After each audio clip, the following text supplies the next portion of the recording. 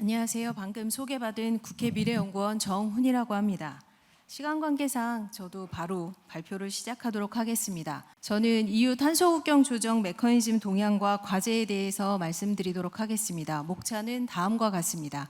우선 도입 논의 현황에 대해서 말씀드리고 국내 산업의 영향, 그다음에 시사점과 결론에 대해 말씀드리도록 하겠습니다. 탄소국경 조정 메커니즘을 도입하는 EU에서 이 메커니즘의 도입 목적을 탄소 누출 방지와 EU ETS 적용을 받는 EU 생산자와 외국 생산자 사이의 경쟁의 장을 평준화하고 영내 산업의 국제 경쟁력 상실을 방지하겠다는 것을 설명하고 있습니다. 여기서 탄소국경 조정은 온실가스 감축 비용을 수입품에 부과하면서 국가 간의 감축 노력 차이를 보정하는 무역 제한 조치로 볼 수가 있는데요. 일방적으로 관세를 부과하는 것이 아니라 수출국 내의 규제 비용을 고려해서 조정이 일어난다는 점에서 탄소국경 조정 메커니즘으로 지칭하고 있습니다. 이 탄소국경 조정 메커니즘은 관세나 탄소세와 같은 세금 부과 형식을 취할 수도 있고요.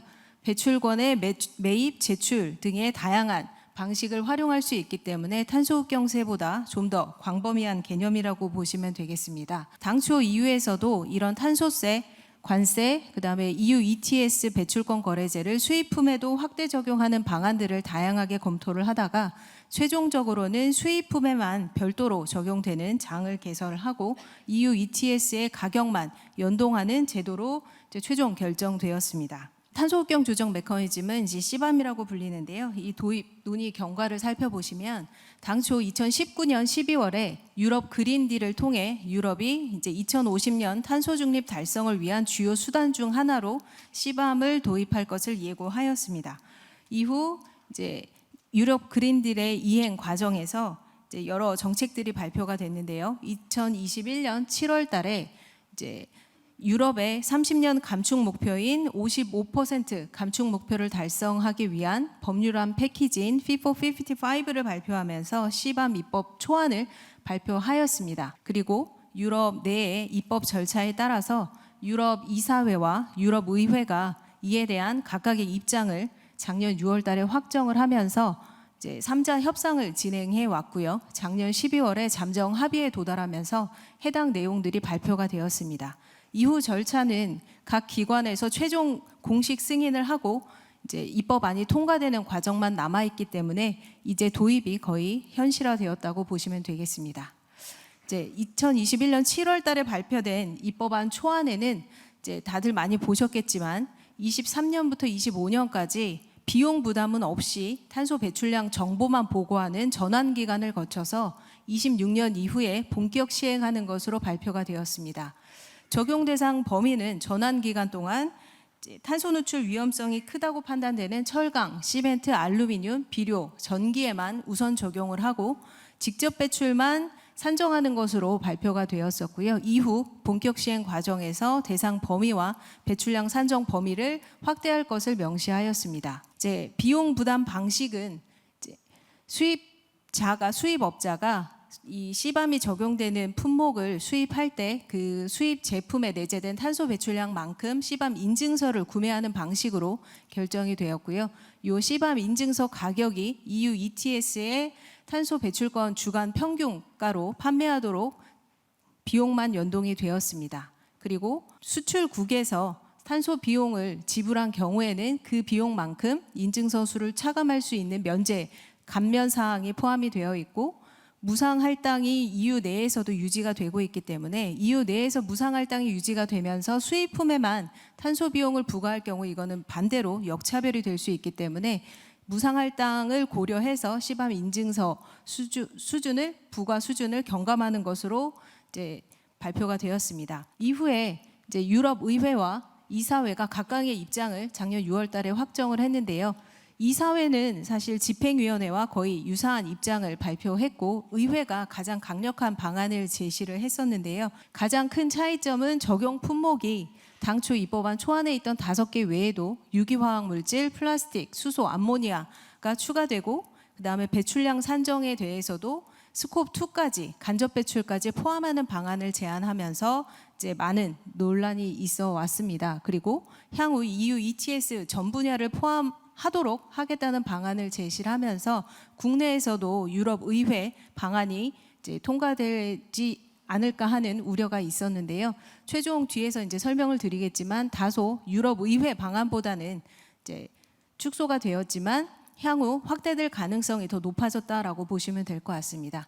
그리고 무상할당 폐지 방안에 대해서도 이제 의회는 6년에 걸쳐서 단기간에 무상할당을 폐지하면서 비용 부담이 더 커질 수 있기 때문에 이제 이런 방안을 제시를 했는데요. 최종 결론적으로 나온 합의 내용을 보시면 적용 대상 품목은 당초 5개 품목에 수소만 포함이 되었고요.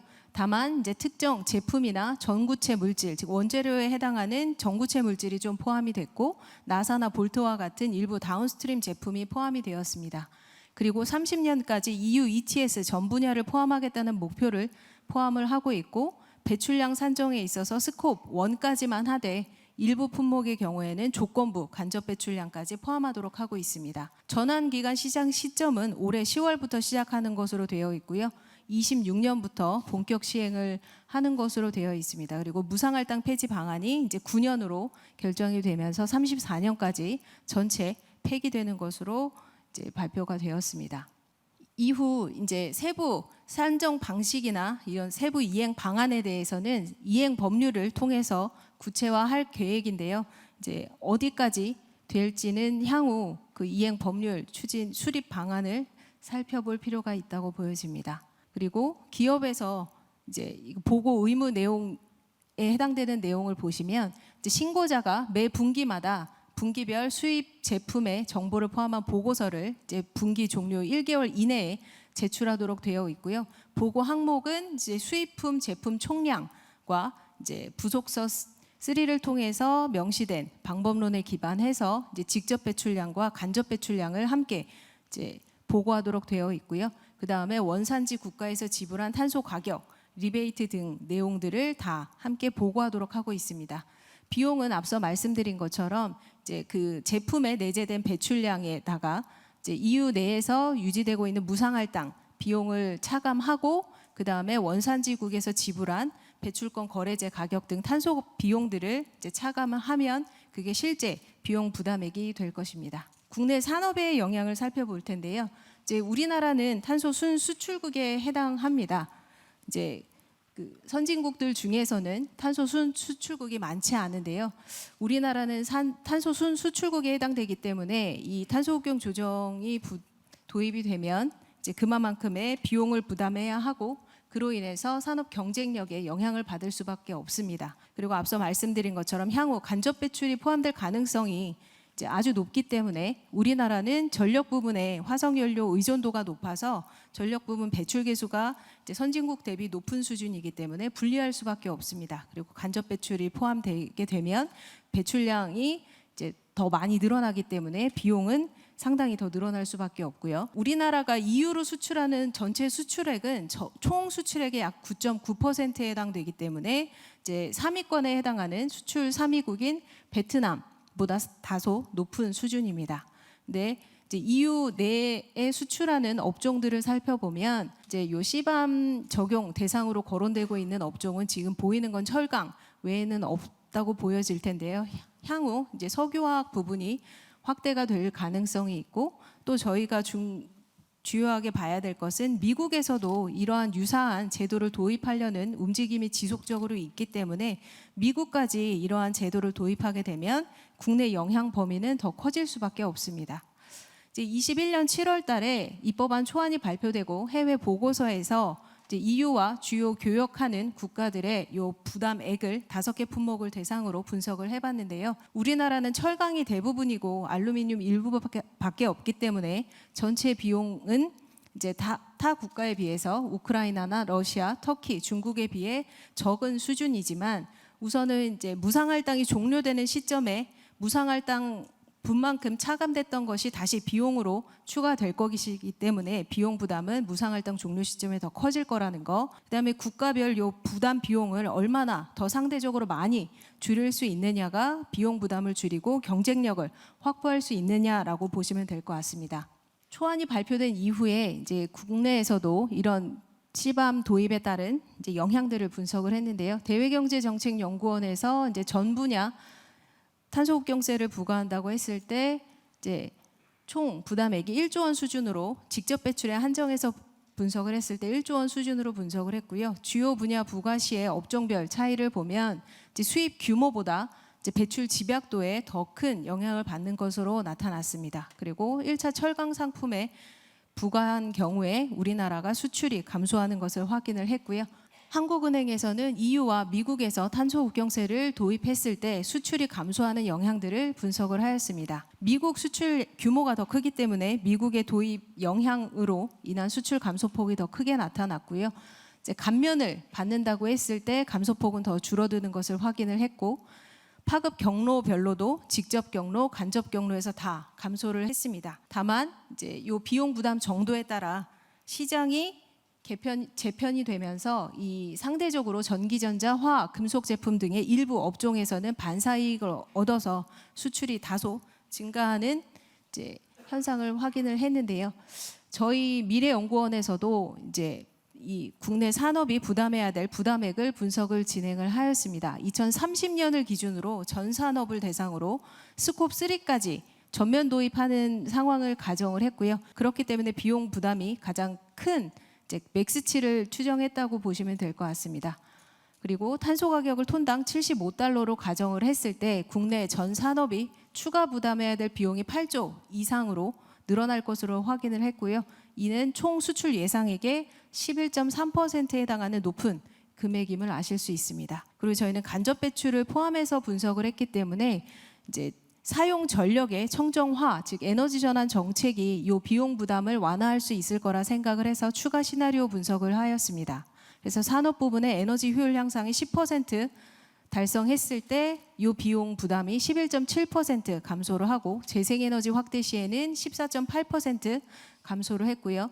그다음에 CCUS를 추가 도입할 경우에 0.14% 추가 부담액 감소 효과를 확인하였습니다. 그러나 이러한 에너지 전환 정책은 산업 업종에 따라서 그 효과가 차별적으로 나타났는데요. 효율 향상은 전 분야에 걸쳐서 유사하게 나타났고, 재생에너지 확대는 전력 사용량이 많은 반도체나 디스플레이, 전기전자 쪽에서 20% 이상 감소를 했고, CCUS 같은 경우에는 공정 과정에서 배출량이 많은 석유정제, 석유화학, 철강 등의 업종에서 더 많은 폭으로 감소한 것을 확인하였습니다. 이를 통해서 시밤 대응을 위해서도 에너지 전환 정책 강화와 이제 업종별 특성에 맞는 저탄소와 탄소 저감 혁신 기술 개발이 필요하다라고 확인하였습니다. 그리고 저희가 분석 과정에서 이제 국내 거래로만 한정해서 분석을 했을 때 그 부담액이 1조 원 수준으로 감소하는 것을 확인했는데요. 이를 통해서 이 탄소국경 조정 부담액이 대부분 수입 원자재나 중간재에 내재된 탄소 배출량에 기인한 것임을 알 수 있었고요. 이를 통해서 저희가 수출 집약도가 높은 이제 수입 재화에 대해서 글로벌 밸류체인 다각화 등의 전략도 필요함을 확인했고요. 역으로는 이런 원자재나 중간재를 수출하는 중소기업에도 이런 시밤 영향을 받을 수 있기 때문에 이에 대한 선제적 대응이 필요함을 확인하였습니다. 대외경제정책연구원에서 중소기업의 이제 수출 품목에 내재된 탄소 배출량을 분석을 했는데요. 철강 가공 제품과 플라스틱, 즉 탄소국경 조정 도입이 가능성이 높은 요 군에서 간접 수출에 내재된 탄소 배출량이 직접 수출에 내재된 배출량보다 더 크게 나타남을 확인을 하면서 이제 결국은 우리나라 이런 중소기업 완제품 수출 업체뿐만 아니라 이제 원자재, 중간재를 수출하는 기업에도 영향을 받을 수 있다라는 것을 보시면 되겠습니다. 결론과 시사점입니다. 먼저 정부 차원에서 탄소국경 조정 도입에 따라서 이제 이런 산업계 피해 최소화를 위한 전방위적 이제 노력이 필요할 텐데요. 단기적으로는 시밤 비용 부담 최소화를 위한 전략이 필요해 보입니다. 국내에서도 배출권 거래제를 운영하고 있기 때문에 이런 규제 강도의 상응성을 확보하면서 단기적으로는 그러니까 감면받을 수 있는 전략이 필요할 것 같고요. 장기적으로는 경제사회 전반의 저탄소화를 통해 탄소 중립 사회로의 전환을 도모할 필요가 있어 보입니다. 그리고 향후 이행 법률을 통해서 탄소 배출량 산정 방식들을 구체화한다고 하였기 때문에 그 과정에서 탄소 배출량 측정 방식이나 과정의 투명성, 그다음에 공정성 확보를 위한 정부 차원의 협상 노력도 필요하겠고요. 그다음에 국내 환경 규제와 해외 이런 이제 규제들이 중복되지 않도록 이중 규제가 되지 않도록 정교하게 설계하고 연계성을 확보할 필요가 있어 보입니다. 그리고 앞서도 잠깐 말씀드렸지만 이제 재생에너지 등의 사용 전력의 청정화가 이제 CBAM 적용에도 영향을 미칠 수 있기 때문에 간접 배출에 대응해서 아리백 등과 같이 산업에서의 청정 전력 사용 확대를 위한 제도적 뒷받침도 필요해 보이고요. 국내에서도 무상할당이 진행이 되고 있고 그다음에 국내 배출권 거래 비용이 차이가 있기 때문에 국내 배출권 시장의 합리화도 필요해 보입니다. 그리고 이러한 점을 고려해서 이제 산업 특성을 고려한 통합 지원 방안 마련이 필요해 보이고요. 이건 정부 차원에서 필요한 10가지 정책 과제를 저희가 도출한 내용입니다. 한번 읽어보시면 될 것 같고요. 기업 차원에서도 이제 산업별 공정에서의 탄소 배출량 산정 체계 구축과 실질적인 배출 저감 노력이 필요해 보입니다. 설명을 잠깐 드렸지만 배출량 인증을 위해 실제 배출량 정보를 제공을 해야 될 텐데요. 이런 정보가 충분치 않을 경우에 이제 불리한 기준을 적용받을 수 있습니다. 앞서 제가 테이블에 설명을 놓쳤던 것 같은데요. 이제 이 배출량 정보를 제공하지 않을 경우에 수출국의 해당 업종 평균을 기준값으로 적용을 받거나 이도 없을 경우에는 유럽 내 하위 10%에 해당되는 이제 기준을 적용받을 수 있기 때문에 이제 내재 탄소 배출량 산정을 위한 데이터 측정 관리 체계 구축이 필요하고 이제 탄소 중립 경영 강화, 또 ESG 경영 강화와 R&D 투자를 통해서 이제 저탄소 혁신 기술을 조기 도입해서 실제 생산 공정에서의 배출 저감 노력이 필요해 보입니다. 그리고 향후 적용 범위 확대가 예상되고 있기 때문에 이에 따른 직간접 영향을 고려한 대비가 필요할 텐데요.